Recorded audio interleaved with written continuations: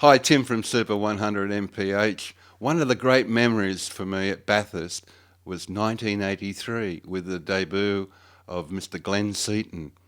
What were you doing when you were 18 years of age? And you started in the Capri, didn't you? Yeah, I'll never forget that. And actually, I just took it recently to Bowden's, just for a TV show recently, actually, the car that I started my career in. My dad ended his career in. He's the youngest driver in the race. He's never raced at Bathurst before. Glenn, how does it feel to be headed for this situation? Very nervous at the moment, but the car's going well.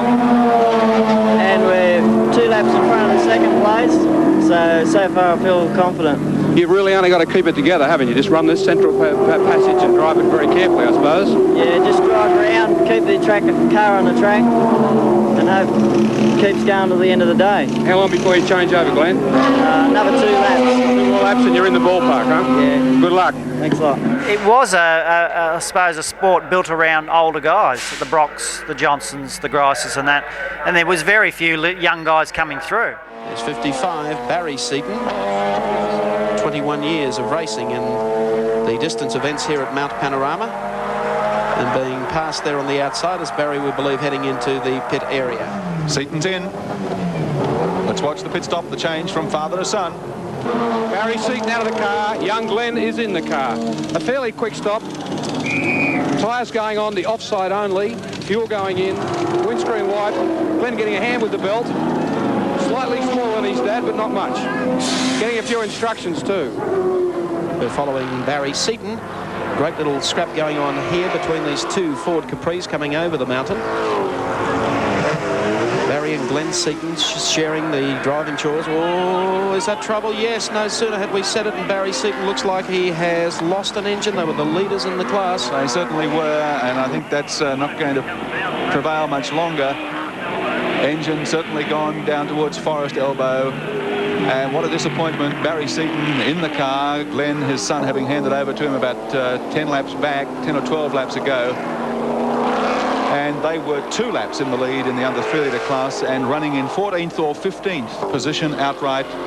It had been a tremendous effort on their part, and it's all gone up, if you'll pardon the expression, in smoke. I got a great opportunity with Fred Gibson with the Nissan race team that put me in a position to be able to be the next young generation to come through, and then followed by Scapey, which Fred gave him his opportunity as well. So I suppose I look back on it now, and it probably changed a bit of the history of it, because it was built around older guys, and probably myself and Scapey were sort of the earlier younger ones that have changed it into what it is today, where it's all about young guys. Then '86 we started racing the Skyline DR30 for the first time, and we had no staff to start with, and I employed a couple of senior guys that I knew from a long time ago, had those, then we developed from there to, I suppose, this grew from there on with experienced guys, but also what I employed was a lot of young mechanics, engineers, and they become engineers, and some work for the top teams now in VO supercars. So the thing is, that was a trend I had anyway, and then we were looking for drivers, and what I did in the days back in Sydney, I knew Garry Seton very well. He drove with me at the Bathurst in '67 and '68, and he's a good friend of mine. His son Glenn was looking for something to do. I was looking for an engine man, so I asked Garry Seton to come down to Melbourne and take over the engine shop and do the engine development, which he did. And by doing that, Glenn Seton arrived in Melbourne as well and become a junior driver for us. Seton's form in the championship so far: a win from the first round at Calder Park, a 4th down in Tasmania, a 2nd from our last round up in Queensland, and also a pole position. And the youngster, 21 years of age, lying 2nd in the championship standings with 67 points. Turns 22 before round 5, as I mentioned earlier. In fact, his crew presented him, I recall, with a birthday cake here last year for his 21st birthday, when he rewarded them with a 2nd place finish to George Fury. There's our race leader, Glenn Seton. We're riding with Glenn, race cam, as he heads over the S's and heading up to Motorcraft Hill. It's been a copybook drive by Glenn Seton,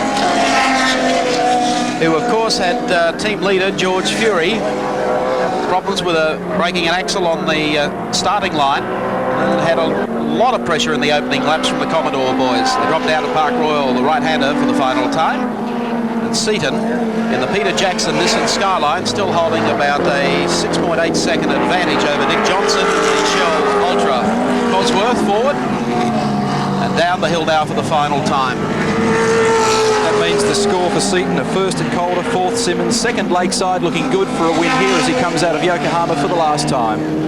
Checkered flag at the ready, and he is going to do it. 21-year-old Glenn Seton, Nissan know-how. They take round 4 today at Wanneroo Park. Clear of Dickie Johnson. What a drive in the Shell Ultra High Ford Cosworth Sierra. And third place will go to Lightning Larry Perkins in the NZ Connectors Commodore clear of Jimmy Richards. Great finish, great race.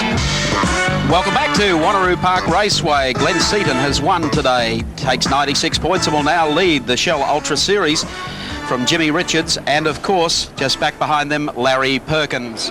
What a beauty, round 4 of the Shell Ultra Australian Touring Car Championship. And the man that's taken it out, Glenn Seton, second time this year.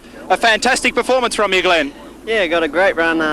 We got a brilliant start, which was probably half the advantage of the race. I thought there was going to be a lot of pressure put on by Dickie there for a while, but we sort of held the gap and had a brilliant race. Any problems along the way? No, the Skyline didn't have a problem all the way. We sort of had a little bit of brake lock up, but other than that, it was great. Things are looking good for you in this championship. Yeah, but there's still a long way to go yet. What was your most disappointing moment? I suppose at the end of the day that it was my first opportunity to win my first championship, and when you go down to the last round between Jimmy Richards and myself and get so close to at really 22 winning your first Australian Touring Car Championship, I suppose you look at it based on it's one that got away. Down into the left-hander at Castrol. Here he comes. And here comes Richards. Yes, no. And Seton, has he spun it? No, he catches it again. Richards down on the inside. Door handle to door handle this time. Down the start-finishing line. We take race cam. He's there. He looks over his shoulder. Now into the mirror. You can see the blue flag there, as if they didn't know they were close. And here he comes, a reprieve for Glenn Seton. Jim Richards throwing everything at this 22-year-old. That's a remarkable driving performance by Seton to catch the car, hold it there and hold Richards out under so much pressure. Frank Gardner says, well, maybe next time. There's still quite a few laps left in this one. Seton acquitted himself well, and that their first real encounter in this race. Team manager Fred Gibson was telling me this morning that he's so proud of his drivers. He says those cars, those Nissans, shouldn't be so quick. They're an engine with it looking for a body, really, because they're not his words, they were my words.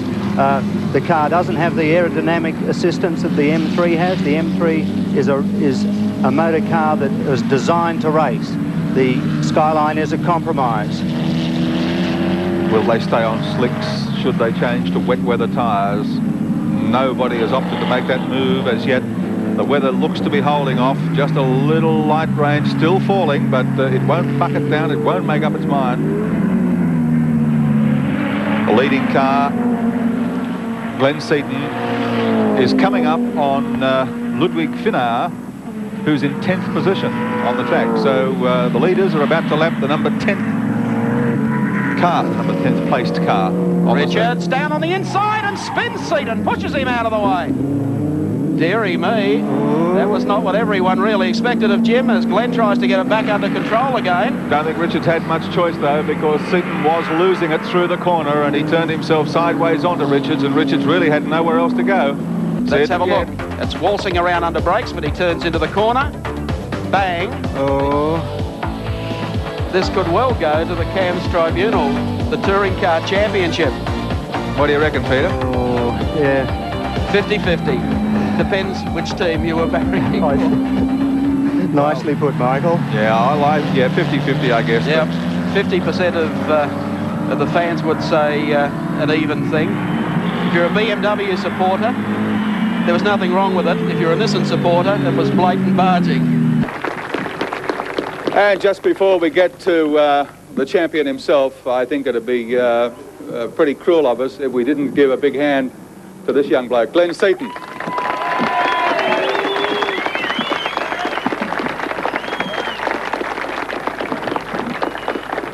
Glenn, you obviously wanted it so bad you could almost taste it, and I guess you almost had it in your hand out there this afternoon. It just wasn't to be this time round. Well, that's right. I think you got to take the good with the bad with motorsport, and I think Jimmy was better on the day, so he really deserves the championship this year, I think. And thank you to George this year, who's backed me up all the way. He's done a fantastic job, and I'd like to thank him so much. Glenn Seton, he mightn't be the champion today, but he will be in the near future. You can bet your life. For now, congratulations from John Large, the President of the Confederation of Australian Motorsport, Jim Richards.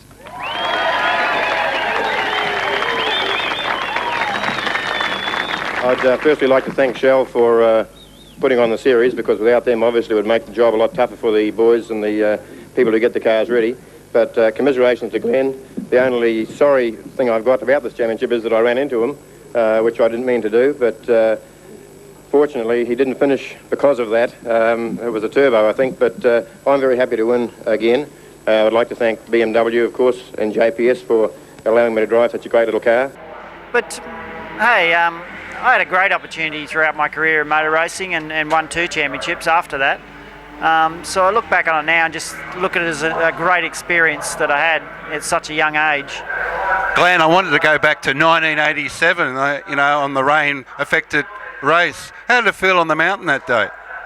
Well, I suppose I was 22 and mad back in them days, because when you're that age and your first part of your career, you take a lot of risks. And I suppose when I look back on the vision now, I took quite a lot of risks, because even though that it looked risky, it didn't feel risky to me, because it was at the end of a long stint on dry tyres, and it just started to rain and drizzle. And because the tyres are hot and everything, I still had a fair bit of grip, even though it didn't look like it. Glenn taking it very cautiously through here. That's sideways. Now, if he's having problem with the turbo Nissan, you can imagine the strife that Steve Soper is having with wheel spin in the Sierra. Every time they change gear. Oh, goodness. Oh, I used to drive a go-kart. He's as safe as the Bank of England. Well, I hope you're right. He's one of the good old boys from karting, Glenn. Hope you're right for Fred Gibson's sake. Oh, don't prove me wrong, Glenn.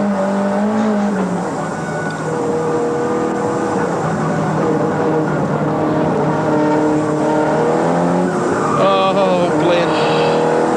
Now, you can see the dilemma. Does he go into the pits and he'll have to put wets on? He's going to wind up with a bigger problem. He's going to be out of tyres, then given another 10 laps, because the track will be dry. Well, if you look at the screen, the rain has stopped now. He switched the wiper off, so obviously there's not so much rain on the top of the mountain, so I would say that they'll all stay on dry tyres. Probably. For the time being. This must be really giving our European drivers a thrill. So you just get in that rhythm of just circulating lap after lap after lap, and as the drizzle come, it didn't really affect my speed that much. Naturally, it affected in lap times a bit, but not as much as everybody else. And there's a couple of times coming down Conrod, it got away in the grass a bit on me, and I caught it back. Persistent rain.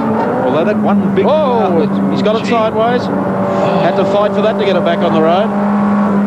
Very dramatic pictures coming to you. Dangerous moments here. I suppose it's a fair bit of history that people do talk about it to me a lot, and ask me what was I thinking on that day, and I got to say I probably wasn't thinking much, because I was young, wanted to make an impression and try and get the best result we could in that race, which we did. We finished second overall in that race with John Bower. Just to let you in on the secret, I had to ask you that question because your dad wanted to know. Well, he was in the pits at the time, and Fred Gibson was on the radio naturally to me. And Fred was trying to tell me to slow down, but I couldn't hear him. So he didn't get to slow down at all. But luckily, now you look back on it, I got to bring the car back to the pits still in one piece. So if I brought it back not in one piece, it probably would have been a bit different result. As in, from Fred's opinion, I've had a blessed life in motorsport, and I've been very grateful for the opportunity I've had.